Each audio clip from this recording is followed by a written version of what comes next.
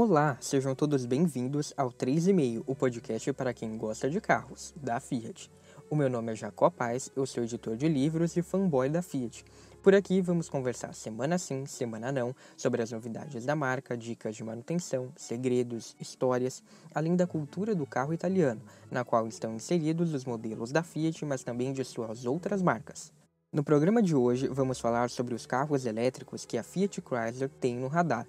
Após ter sido duramente criticada por não investir nesse tipo de carro, a empresa desenvolveu e continua desenvolvendo diversos modelos elétricos em tempo recorde, surpreendendo o mercado com todas as suas marcas. Agora, o que vem por aí? Por fim, a Fiat chega ao Brasil e atinge o seu apogeu nos anos 80. A chegada de novas marcas e a internacionalização a colocam no ponto alto de sua história, enquanto o tombo que viria a seguir colocaria em xeque a capacidade de gestão desse grande império por parte do Agnelli. Vamos lá?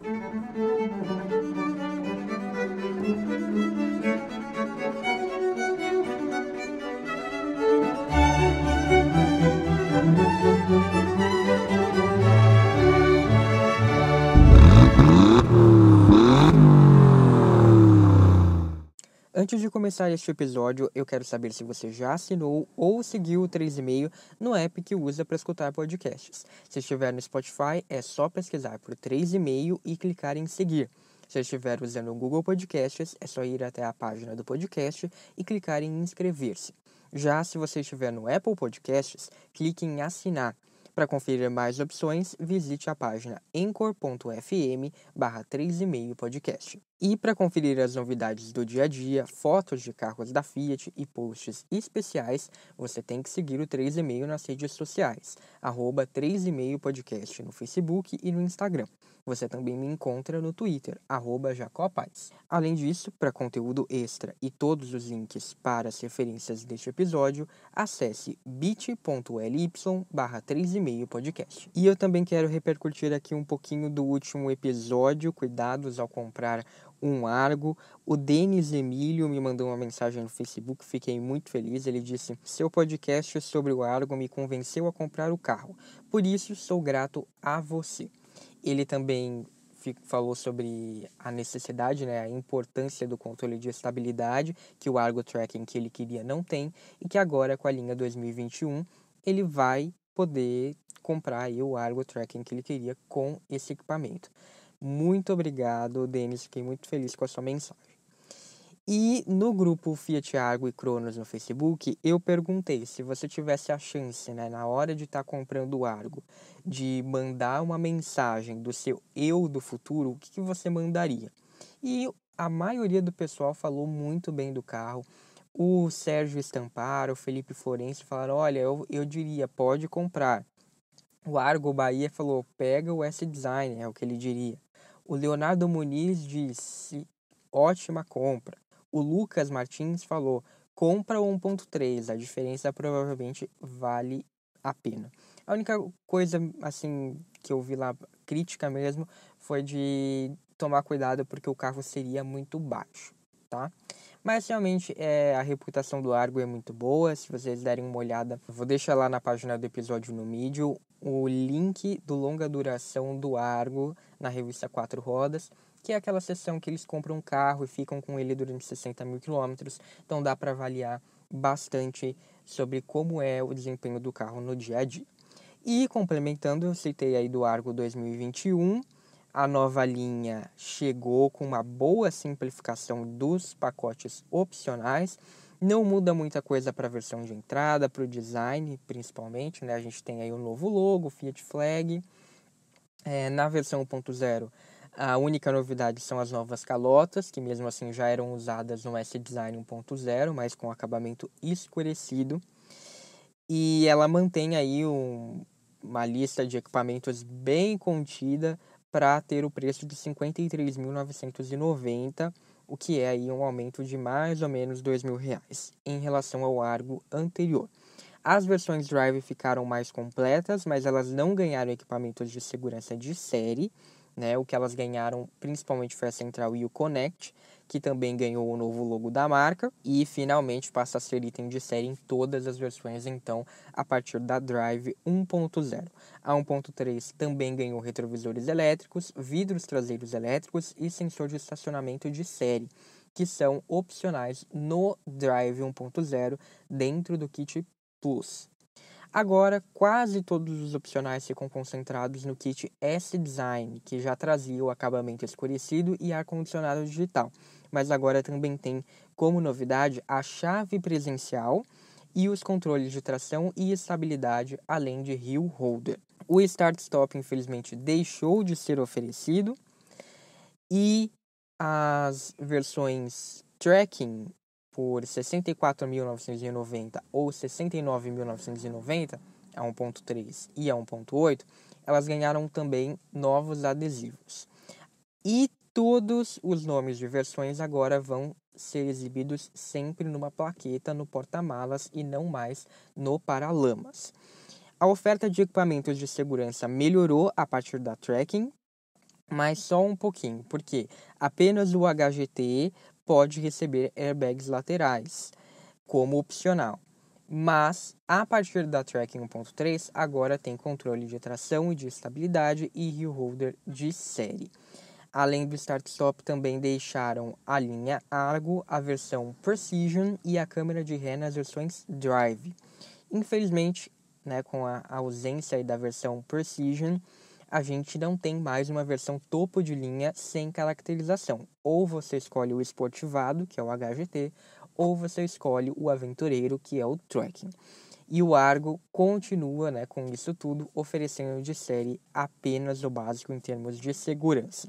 Isso me deixa um pouquinho decepcionado, porque com a chegada da nova estrada, que trouxe 4 airbags de série, eu confesso que eu esperava por uma mudança maior na lista de equipamentos do Argo em relação à segurança. Só que isso pode se tratar de uma viabilidade técnica.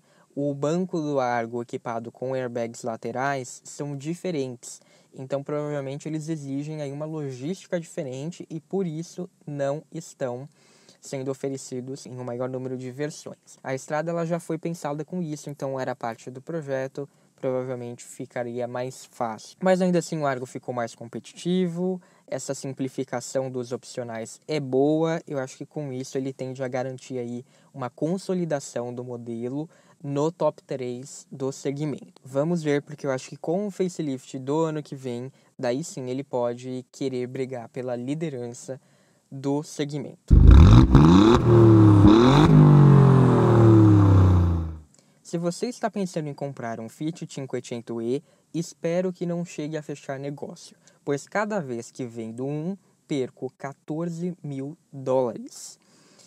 Pediu Sergio Marchionne, presidente da recém-criada Fiat Chrysler Automobiles. Se ele não é exatamente um fã de veículos elétricos, imagine perdendo dinheiro. Esse daí é o trecho de uma matéria publicada no site do Jornal Extra em 22 de maio de 2014. Naquela época, né, como o próprio texto diz, Marchionne já tinha dito que não sabia se o futuro dos carros seria necessariamente elétrico. Aos poucos, por conta dessa visão dele, a Fiat Chrysler ficava para trás no que dizia respeito a esse tipo de carro.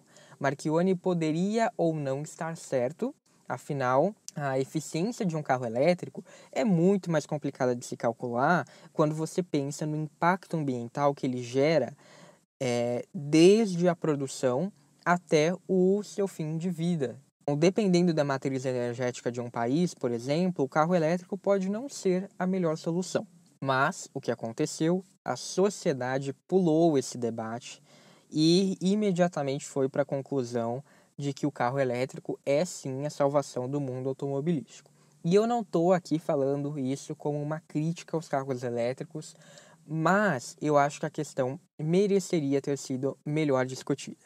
Só que o que aconteceu com o Dieselgate da Volkswagen, né, esse escândalo acabou passando por cima de qualquer debate que poderia ter sido feito sobre o assunto de modo mais aprofundado.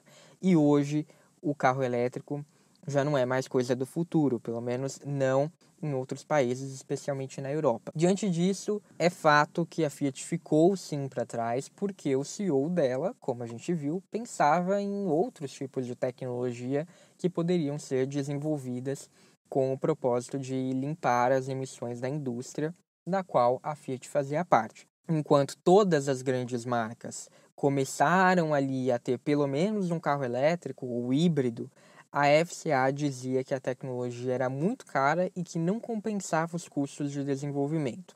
Mas, por imposição do mercado, essa imposição que eu comentei, aos poucos essa visão teve que mudar, né? A Fiat foi obrigada a mudar. E foi então que, depois de fazer o Cinquecento-E apenas para agradar o governo da Califórnia e para ter uma boa imagem com o público mais consciente, vamos assim dizer, pelo menos no estereótipo, né, desse estado americano, a Chrysler lançou em 2017 a minivan Pacifica Hybrid, uma versão do modelo apresentado em 2016 que contemplava a tecnologia híbrida desde o seu projeto inicial. A partir daí a gente não teria mais volta, né? Só que mesmo assim, as críticas em relação ao atraso da FCA continuavam a pipocar, e com certa razão. Em 2018 aconteceu uma conferência em Baloco destinada aos investidores da Fiat Chrysler, e essa foi a última grande aparição de Marchionni, que morreria de modo inesperado alguns dias depois. Nessa ocasião, a empresa apresentou o seu plano de negócios para o período 2018-2022. Esse plano vinha após uma série de revisões feitas no plano anterior, que prometia muita coisa e entregou pouco. O plano de 2018, logo, por isso, foi visto com descrença, né? Afinal, como que poderia um grupo atrasado, distante do capital dos maiores players e com uma forte porcentagem das vendas concentradas em um único mercado, um mercado americano, que tem SUVs e picapes gigantes e que não demonstrava muito entusiasmo pela eletrificação, como poderia em 2 anos esse grupo começar uma ofensiva de carros elétricos? E eu confesso que eu também duvidei bastante desses planos. Mas hoje, aqui estamos, em 2020, e começamos a ver alguns frutos que o grupo FCA realmente conseguiu tirar do papel em tempo recorde. E provavelmente a gente veria mais se não fosse por a pandemia. O primeiro desses frutos foi o Fiat Cinquecento, que é considerado pela FCA o primeiro carro totalmente elétrico do grupo, pelo menos no contexto, né, em que a gente está aqui falando hoje, porque, como a gente sabe, como eu acabei de falar, o próprio Cinquecento antigo já teve uma versão elétrica e a Fiat também teve algumas investidas elétricas nos anos 90. Esse Cinquecento estava na turma prometida em 2018 e em 2 anos ele foi completamente desenvolvido e lançado. As primeiras unidades começam a ser entregues em outubro na Itália. Então, mesmo com a pandemia, nesse caso, a Fiat conseguiu lançar aí a nova versão do seu emblemático carro com uma tecnologia que ela não dominava em curto período, considerando o desenvolvimento de um automóvel. E isso já colocando o novo Cinquecento numa posição privilegiada, com muitas métricas consideradas como as melhores do seu segmento. Então eu considero que foi um feito e tanto. E isso me fez lembrar de uma outra declaração do Marchionni, que certa vez disse algo próximo disso, né? Que a Fiat poderia fazer um carro elétrico e tão bom quanto o de seus competidores, ou até melhor, mas quando ela quisesse, e ela não queria. Eu falei do novo Cinquecento, se você quiser saber mais sobre ele, você pode ouvir o episódio 2, que tem todos os detalhes. Vencida essa certa resistência, né, do grupo, agora a FCA tem pela frente uma enxurrada de lançamentos eletrificados, ou seja, quando eu falo eletrificado, eu não estou falando exatamente de carros elétricos, mas também aqueles híbridos. Tendo isso em vista, algumas marcas da FCA têm metas até que ousadas ali, como a gente vai ver. No Salão de Genebra do ano passado, antes do novo Cinquecento, portanto, a Jeep apresentou o protótipo dos seus carros-chefes, o Compass e o Renegade, com a tecnologia híbrida plug-in. Esses carros eles também estavam previstos no plano de 2018, como o Cinquecento, e considerando que eles eram projetos que não previam a eletrificação, né? Tanto o Renegade quanto o Compass, eles foram pensados e lançados sem ter isso em mente, eu acho aí que foi uma concepção bem em um tempo recorde mesmo, muito bom. As vendas, no entanto, elas só começaram em julho agora, né, na modalidade de pré-venda, quase junto com o novo Cinquecento. Esses modelos da Jeep passam a ser chamados de 4xE, 4XE, que é um selo aí que vai chegar até o Jeep Wrangler, é o símbolo dos SUVs, como carrões grandes e beberrões. O Renegade e o Compass estão sendo fabricados na Itália, estão previstos para chegar aqui no Brasil no ano que vem, importados, assim como o novo Cinquecento, e esses modelos da Jeep podem andar até 50 km no modo totalmente elétrico, ou seja, sem emitir nenhum tipo de poluente, o que é uma média boa aí para as ruas das cidades do velho continente. O motor elétrico tem 60 cavalos de potência e 25 kg de torque, e ele é acompanhado do Firefly 1.3 Turbo Multi-Air, com regulação da abertura de válvulas, que pode ter 130 ou 180 cavalos e 27 kg de torque. Portanto, a potência combinada pode ser de até 240 cavalos.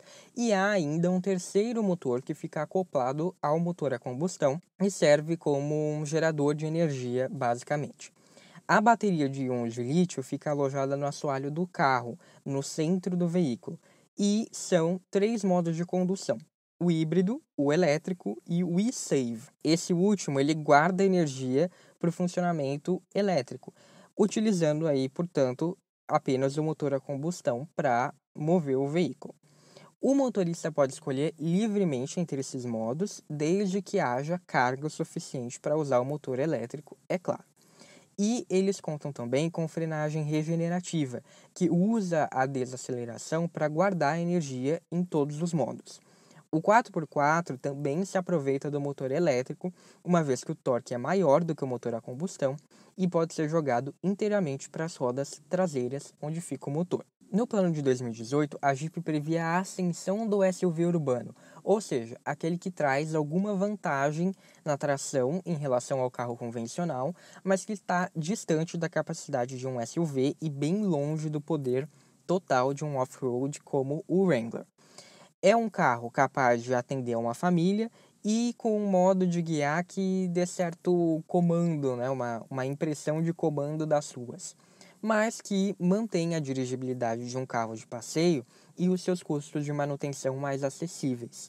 Então, diante disso, o que a Jeep fez? Ela montou um plano para oferecer mais produtos que tenham a capacidade Trail-Rated, em pelo menos uma versão, mas que não chegam no nível de um Wrangler, e com isso sejam capazes de atender a essa tendência do utilitário urbano. E uma das prioridades nesse tipo de carro passa a ser a eficiência energética. Então, se lá em um SUV totalmente off-road, como o Wrangler, isso não é uma prioridade, em um SUV urbano, né, nesse utilitário urbano, isso passa a ser uma questão importante. Por isso, no plano de 2018 da Jeep, a marca prometeu ter, a partir de 2021, ou seja, do ano que vem, pelo menos uma versão eletrificada de cada um dos seus modelos. Então, isso daí é um indicativo da importância do selo 4xE. Por isso que a Jeep criou esse selo. E esse selo inclui, então, o Renegade, o Compass e o recém-apresentado Wrangler por hora. E o Wrangler 4xE, ele foi apresentado recentemente, eu deixei lá no Instagram do 3,5, e ele começa a ser vendido no início do ano que vem nos Estados Unidos, na Europa e na China. Mas a Jeep diz que ele é global, então provavelmente em seguida ele vai chegar a outros mercados, apesar de não ter uma previsão definida e exata para o Brasil. Mas esses 3 carros não são tudo o que a Jeep prometeu. Até 2022, a gente veria um SUV abaixo do Renegade e ele teria uma versão híbrida plug-in. Também seria lançada a nova geração do Renegade, tanto com uma versão híbrida quanto com uma inédita totalmente elétrica. Até 2022, o Compass seria reestilizado, trazendo uma versão híbrida ou elétrica, assim como o Wrangler. Isso, como a gente já sabe, vai acontecer ao longo de 2021, a reutilização do Compass vai ser lançada e o Wrangler já está confirmado para o início do ano que vem. Outras novidades seriam os lançamentos da nova geração do Cherokee e de um SUV médio grande de 7 lugares, ambos com versões elétricas ou híbridas. A nova geração do Cherokee ou atrasou, por conta da pandemia, ou então ela vai ser vista mais para o fim de 2022, porque não tem nenhum indício dela estar em desenvolvimento, nenhum indício externo, vamos assim dizer. Já o SUV de 7 lugares provavelmente é o derivado do Compass, que também chega em 2021. E a gente também vai ter uma nova geração do Grand Cherokee, que deve ter tanto uma opção de 5 lugares quanto de 7. Esse modelo vai contar apenas com versão híbrida, não elétrica, assim como o Grand Wagoneer e o Wagoneer, que foram apresentados recentemente também como conceito. Lá no Instagram do 3,5 você confere todos os detalhes. O Wagoneer já tem produção garantida para 2021, mesmo apresentado como conceito. E eles, o Grand Wagoneer e o Wagoneer, que são nomes icônicos aí da Jeep, eles serão uma submarca de luxo dentro da Jeep. Portanto, como a gente pode ver aí, os planos da Jeep estão em dia, eles estão andando de acordo mais ou menos com o plano, mesmo com a pandemia, aí a gente pode ter um atraso ou outro, mas eles estão de vento em popa. É lógico que isso tem a ver com os potenciais de venda da marca e a demanda crescente por SUVs, mesmo em meio à pandemia. E é claro que, mais uma vez, esse crescimento da Jeep vem às custas de outra marca da FCA. Eu já falei sobre isso lá no episódio 6 sobre o 500X e a ausência de SUVs da Fiat por conta da Jeep. Aqui então não é diferente. Mais uma vez a gente vê a Jeep em detrimento de outra marca da FCA. E uma marca que tem nome, muito nome. Se os planos da Jeep estão em dia, o mesmo não pode ser dito dos da Alfa Romeo. Em 2014, a Alfa Romeo prometeu uma enxurrada de lançamentos até 2018, com pelo menos 8 modelos.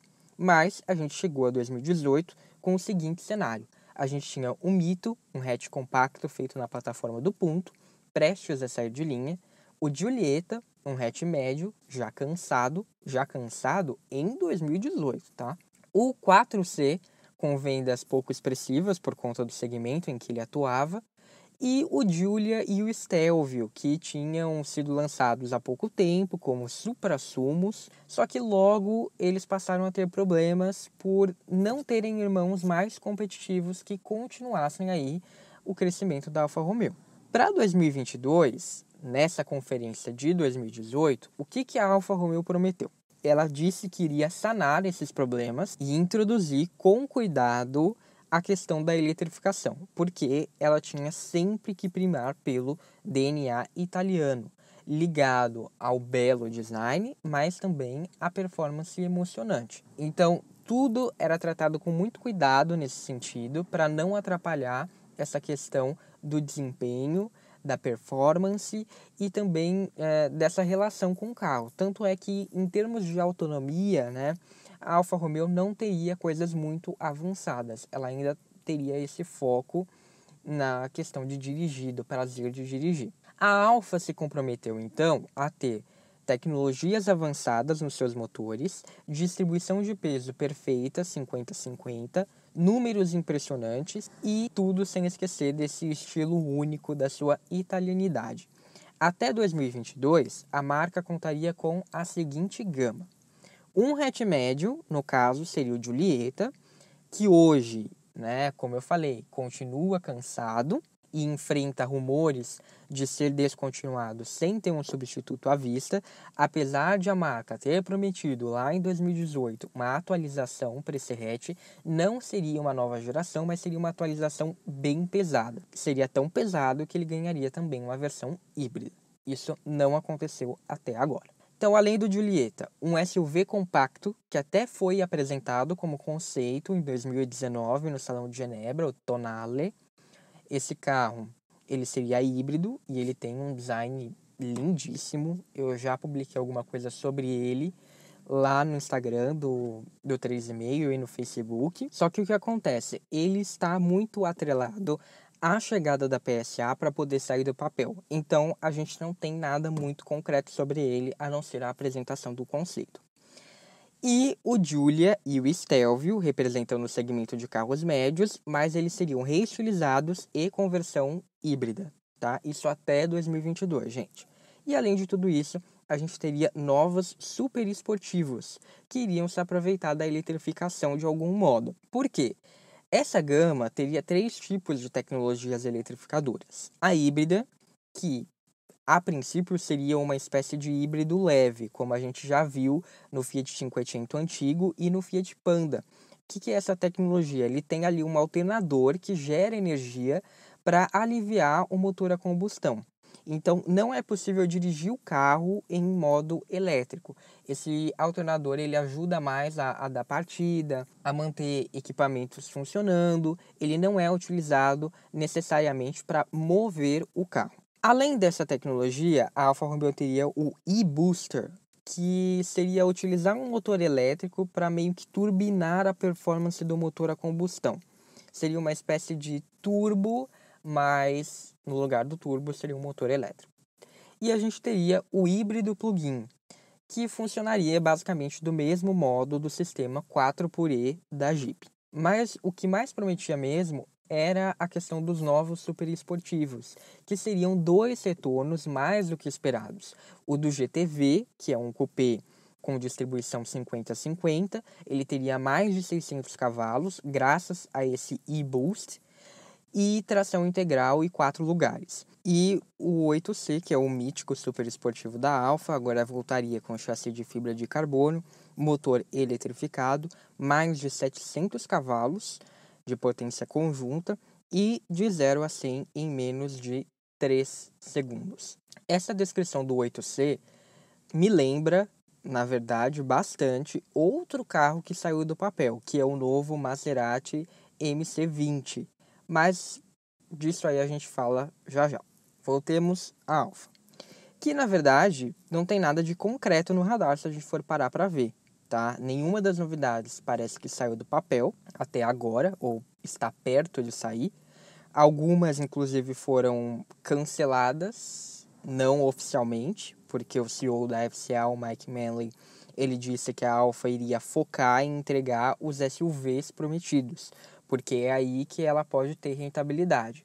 O que isso quer dizer? Quer dizer que a marca ela precisa de fato começar a entregar o potencial que tem, porque caso contrário, nada de 8C, né? Que é um carro muito mais voltado a massagear o ego ali da Alfa Romeo e dos fãs, do que de fato fazer dinheiro para a marca. O fato é, a Alfa Romeo em 2018 apresentou o objetivo, a meta de vender 400 mil unidades por ano até 2022. Sonho meu, vá buscar. A Alfa fechou o ano de 2019 com 80 mil unidades vendidas. E isso é uma queda em relação a 116 mil de 2018. Ou seja, ela está muito longe de 400 mil e não tem nenhuma novidade concreta no radar. Então a esperança é que a união com a PSA possa colocar a Alfa de volta aos trilhos do plano e assim ela consiga finalmente deslanchar o seu potencial, porque potencial a Alfa tem, e isso é inegável. Já a Maserati parece ter furado os olhos da Alfa, né, e pegado aí o 8C para ela. Por quê? Ela acaba de lançar o MC20 e ele tem exatamente as mesmas características do supercarro prometido pela Alfa. E em contrapartida, a Maserati, ela não tinha prometido esse supercarro nos planos dela de 2018. Além disso, né, como eu vou falar daqui a pouco, todo Maserati, a partir desse plano de 2018, deveria ser lançado como um carro híbrido ou elétrico, o que não é o caso do MC20. Ela já prometeu uma variante, mas ele foi lançado com um motor exclusivamente a combustão. Esse motor a combustão é o Nettuno, que foi lançado com muita pompa. Ele é um motor V6, tem 630 cavalos e ele leva o MC20 de 0 a 100 em menos de 2,9 segundos, com uma velocidade máxima de 325 km por hora. Você percebeu esses dados? A única diferença nessa descrição toda em relação ao 8C prometido pela Alfa em 2018 é a potência. Por quê? A Alfa prometeu 700 cavalos de potência, o MC20 tem 630. Porém, no caso da Alfa, a promessa dela era que o carro teria um motor híbrido e a potência combinada desses motores seria de 700 cavalos. Então, mais uma vez, isso reforça que é muito provável que o MC20 era sim esse projeto do 8C da Alfa e foi entregue à Maserati. E também confirma uma hipótese de que no futuro essas marcas vão ter uma relação muito próxima, inclusive com esse novo motor a combustão, o Nettuno, marcando aí presença nos modelos quadrifólio da Alfa Romeo, já que a Ferrari vai deixar de oferecer motores para a Maserati em uma decisão aí meio que conjunta entre as duas marcas. E provavelmente isso também vai impactar a Alfa Romeo, que tem um pezinho ali do motor dela na Ferrari. Na verdade, o que a FCA tinha em mente para a Maserati lá nos planos de 2018 era uma marca muito mais atuante no segmento luxuoso do que esportivo, e que brigaria com a Tesla e com a Porsche. Então, não que o MC20 deixe a questão de luxo do lado, tanto é que eles bateram muito nessa tecla, de que era um carro que estava sendo apresentado, um carro de super esportivo, de corrida, de rua, mas com o luxo dos Maserati. Só que ele certamente foge da gama que foi prometida nos planos de 2018, porque, de acordo com esses planos, essa gama teria o quê? Um SUV médio-grande, que é um modelo inédito, uma nova geração para o Levante, que é o SUV da Maserati, uma boa atualização para o sedã grande Ghibli. Mais uma vez, não se trata de uma nova geração, mas de um carro que mudaria bastante, consideravelmente. Teria também a nova geração do sedã Quattroporte e 2 novos esportivos, o Alfieri e o Alfieri Cabrio, que seriam cupês para substituir o Gran Turismo. O mais importante é que a Maserati teria 100% dos seus modelos eletrificados, de acordo com esses planos. Então, todos eles, como eu disse, teriam pelo menos uma versão híbrida plug-in ou elétrica. Só o SUV mais barato não teria uma versão elétrica com certeza, seria só a versão híbrida. E os carros também seriam altamente autônomos. Embora o MC20 tenha surgido como uma surpresa, não dá para dizer que a Maserati esteja atrasada como a Alfa. Ela já anunciou que em 2021 vai chegar o seu novo SUV, que eles já anunciaram que o nome será Grecale, e ela também disse que vem aí uma nova geração do Gran Turismo, que parece entrar aí no lugar do Alfieri. E recentemente foi apresentado o Ghibli na versão híbrida. Então, a gente não tem aí um caminho tão em dia quanto a Jeep, tão em linha com os planos que foram apresentados, mas por outro lado, a Maserati parece aí ter roubado esse projeto da Alfa e retrabalhou a sua imagem. E ela já tem garantidas novidades concretas, que vão dar uma posição bem confortável para ela ficar bem próximo do objetivo de 100 mil unidades vendidas em 2022. Em resumo, a gente tem a Jeep de vento em popa, a Alfa atrasada e a Maserati com algumas correções de rota, mas ainda dentro do jogo. E as outras marcas? A Lancia depende em nível extremo da PSA para ganhar novidades. Então a gente vai ter que voltar a falar dela no futuro. Ela já tem o seu modelo híbrido leve sendo vendido na Itália, que é o Y. Para quem não conhece, ele é um carro do segmento B, ele foi construído em conjunto com o Punto e com o Alfa Romeo Mito. A Chrysler vive algo parecido com a Lancia, mas nos Estados Unidos, onde ela tem a Pacifica. E a única marca que não tem planos eletrificados à vista parece mesmo ser a Dodge, até por conta do seu papel cada vez mais restrito aos Estados Unidos e a questão da performance.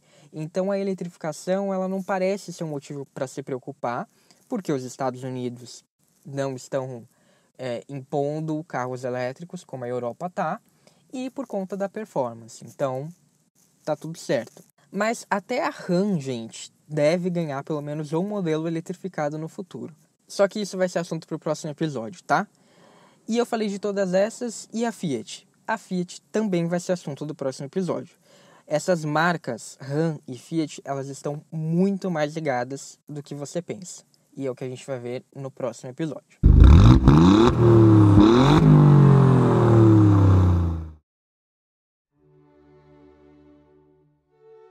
Os anos 80 marcam um apogeu da Fiat. A montadora tinha se internacionalizado. Depois de uma primeira rodada de novos mercados, como a Argentina e o leste europeu, agora ela chegava ao Brasil e a países de outros continentes. Tudo isso enquanto mantinha uma hegemonia estrondosa na Itália, um dos principais mercados da Europa, o que acabava por lhe transformar na maior montadora do continente.